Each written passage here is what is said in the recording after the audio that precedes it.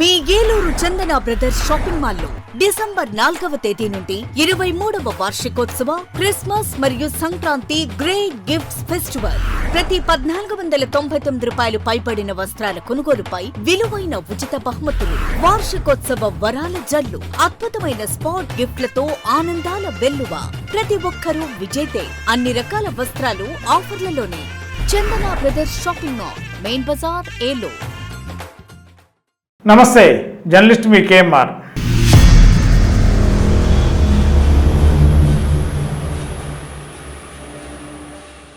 ఆంధ్రప్రదేశ్లో ఎన్నికలు జరిగి ఈ రోజుకి ఖచ్చితంగా నెల రోజులు. మే 13న పోలింగ్ జరిగింది. ఇవాళ జూన్ 13, ఖచ్చితంగా 30 రోజులు. పోలింగ్ పూర్తయింది. జూన్ 4న కౌంటింగ్ కూడా పూర్తయింది. టీడీపీ కూటమి అధికారంలోకి వచ్చింది. వైఎస్ఆర్సీపీ ఘోర ఓటమిని చవిచూసింది. మరి ఈ ఓటమి గల కారణాలని గత 4 రోజులుగా వైఎస్ జగన్మోహన్ రెడ్డి గారు పునఃసమీక్షించుకుంటున్నారు. ఏం జరిగింది, లోపం ఎక్కడ, ప్రజలు ఎందుకు ఇన్ని కోట్ల రూపాయలు సంక్షేమ పథకాలు అందిస్తే ఎందుకు వ్యతిరేకించారు, మరి ఏ కారణంతో వైఎస్ఆర్సీపీని అధికారంలో తీసుకురాబడిన దాని మీద ఓడిపోయిన అభ్యర్థులందరితో జగన్మోహన్ రెడ్డి గారు సమీక్షలు చేస్తున్నారు. మరి అంతేకాకుండా గత కౌంటింగ్కి ముందు, కౌంటింగ్ తర్వాత మరి రాష్ట్ర వ్యాప్తంగా దాదాపుగా అనేక నియోజకవర్గాల్లో వైఎస్ఆర్సీపీ పైన దాడులు టీడీపీ కూటమి చేస్తుందని చెప్పి రకరకాల ప్రచారం జరుగుతుంది. అనేక రకాలుగా దాడుల్లో మరి వైఎస్ఆర్సీపీ కార్యకర్తలు గాయపడుతున్నారు అని చెప్పి కూడా బయటకు వస్తున్న సమాచారం. మరి వీరందరికీ ఒక భరోసా కావాలి. ఇప్పుడు వైఎస్ఆర్సీపీకి ఇవాళ భరోసా ఉంటే తప్ప కార్యకర్తలు మనోధైర్యం ఉండే అవకాశం లేదు.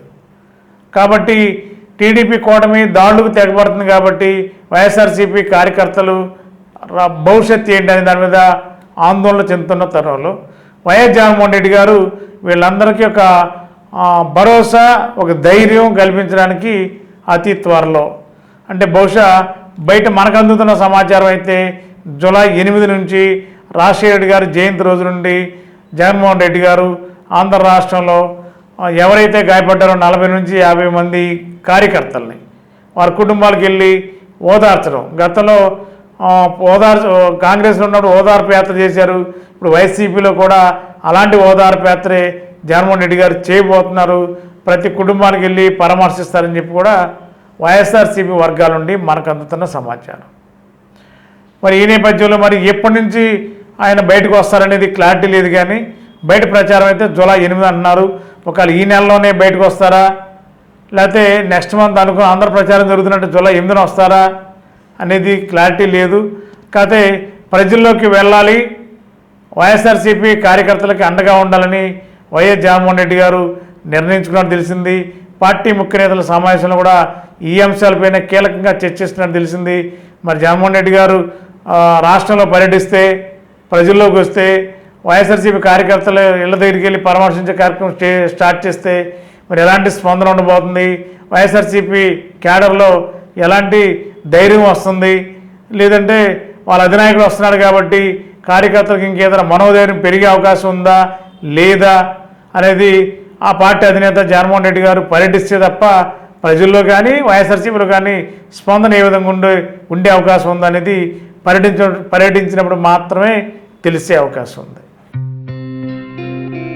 గత 20 సంవత్సరాలుగా దంత సమస్యలతో పాటు దవడ మరియు ముఖ సంబంధ సమస్యలకు చక్కని చికిత్సలు అందిస్తున్న శ్రీ రామకృష్ణ దంత వైద్యశాల, నరసింహారావుపేట, ఏలూరు. ఎమర్జెన్సీస్ లో వాడే ఆక్సిజన్ కాన్సంట్రేటర్లతో పాటు air purify, UV light steriliser, ULV fogger వంటి పరికరాల ద్వారా పరిశుభ్రమైన వాతావరణంలో చికిత్స అందించబడుచున్నది. ఆర్వీజీ ద్వారా అతి తక్కువ రేడియేషన్ ఉపయోగించి దంత వ్యాధి నిర్ధారణ మరియు రూట్ కెనాల్ వైద్యం చేయబడుచున్నది. డెంటల్ లేజర్ ద్వారా కుట్లు లేకుండా సర్జరీలు, ఇంప్లాంట్స్ కిట్స్ ద్వారా పళ్ళు లేని వారికి ఫిక్స్డ్ దంతాలు, రూట్ కెనాల్ చికిత్సలకు ఎండో మోటార్ వంటి ఆధునిక పరికరాలు కలిగిన నమ్మకమైన డెంటల్ క్లినిక్. అత్యంత ప్రామాణికమైన ఆటోక్లావింగ్ పద్ధతిలో శుభ్రపరిచిన ఇన్స్ట్రుమెంట్స్ వాడడం మా ప్రత్యేకత.